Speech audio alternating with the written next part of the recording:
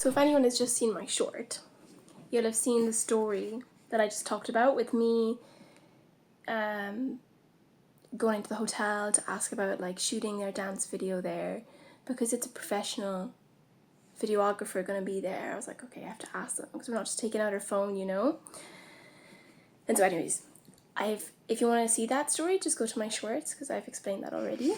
But it reminded me of another story, like when I was in Ireland, and one time I was on like social welfare job seekers, and my like social welfare officer we have who helps you like find work, she actually told me that there was this company that was, or this film crew, because she knew I wanted to do acting. She's like, what do you want to do? And I was like, acting or teaching, because I was doing a TEFL at the time, and like I'm an actress.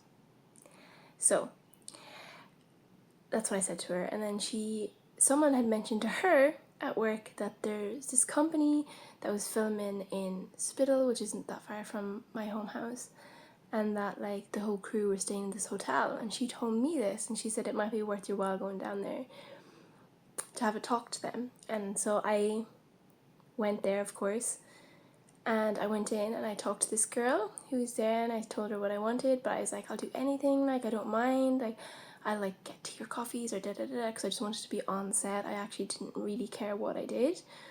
And she was lovely. She's like, I'll take your name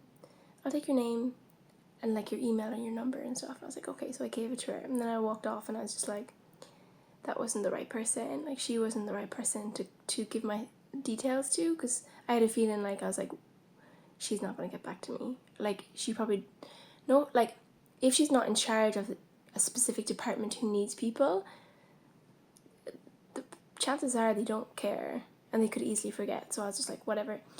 I went for a walk along the rocks and in Spittal, and it was so beautiful. It was so cloudy, and it was so overcast, and it was so windy and kind of wild. It was amazing to feel that, and to be walking on the rocks, jumping from one to the other with the fresh air. It was so beautiful. I did that for a while, maybe an hour, I don't know. And I was just enjoying it, and then I was like, okay, time to go back. And then I went back, and I was like, okay, time to go in again. Imagine if she was still there. Anyways, it was different people who were there. They were actually part of the wardrobe crew. So I went in, and I was like, hey, and I told them, you know, I really want to be part of this production. I don't know, I think I mentioned like acting in it, and they were like, okay, you need to talk to Keith. And then they showed me where he was, and I was like, okay. So then I ended up talking to this guy who's super cool. He had like white hair and a white ponytail. And he ended up that day taking my picture and my details and my measurements and stuff, literally on the spot. And he asked me if I could drive, and I was like, yep.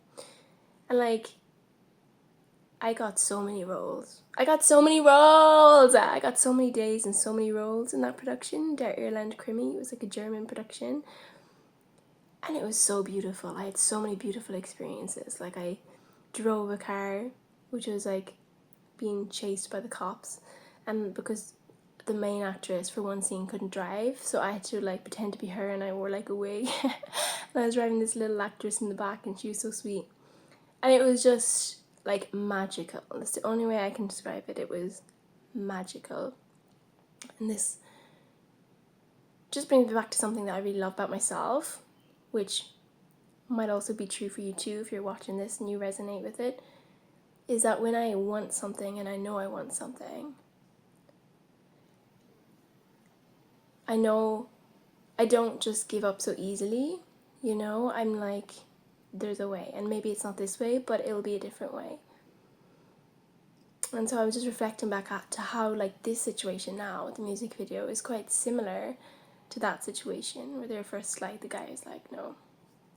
And I was like, he's saying no because it's easy and he doesn't care. And he's like the receptionist. He's not the person who makes the decision. And actually it was my friend who speaks Chinese that was talking to him, and she's so sweet. But anyways, she said that he wasn't really, he's like, I need to speak to someone above me, but he didn't actually do it. So that's why we were like, okay, speak to someone else. Okay, my battery's low. but I'm excited. Yeah. So it just means like, it doesn't mean, but it just goes to show you like,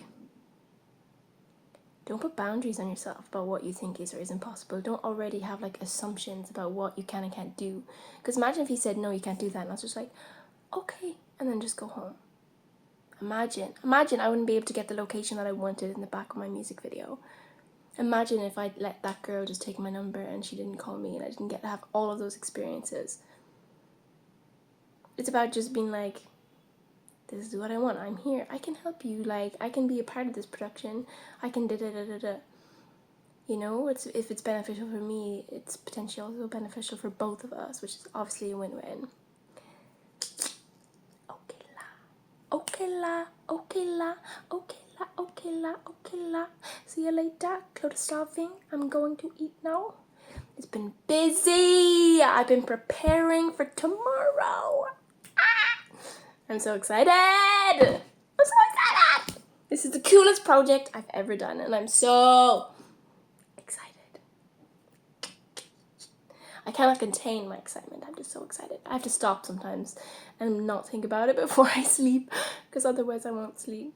It's just so exciting. I'm excited. I've said that a gazillion times, but you know. Okay, I'm gonna go.